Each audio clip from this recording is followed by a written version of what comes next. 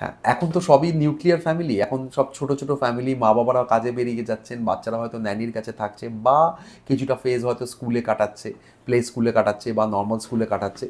এবার এতে সমস্যাটা কি হচ্ছে না, বাচ্চাদের এই যে এবার যখন ফিরে আসছেন মা বাবা, তারা দেখছেন বাচ্চা খুব একটা ফেজ নিয়ে বোর্ড হয়ে যাচ্ছে, বোরিং হয়ে যাচ্ছে, হ্যাঁ, মানে চুপচাপ বসে আছে, হ্যাঁ, সেরকম খুব কিছু রেসপন্স করছে না, তখনই মা বাবারা না হঠাৎ করে প্যানিকড হয়ে যান।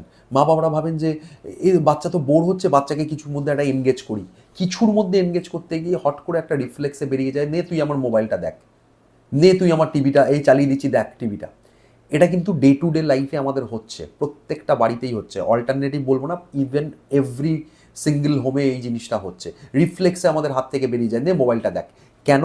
দুটো কারণ, একটা হচ্ছে এইটাও ভাবছি যে বাচ্চা বোর্ড হচ্ছে, দু নম্বর এটাও ভাবছি যে আমিও তো নিজে এত পরিশ্রম করে এসেছি, এবার আমারও তো একটু শান্তি চাই, আমিও তো একটু নিজে বসি 2 মিনিট, ও তো বসতে দিচ্ছে না, ও তো চাইছে অ্যাক্টিভিটি, ও তো চাইছে আমার সঙ্গে ইন্টারাক্ট করতে।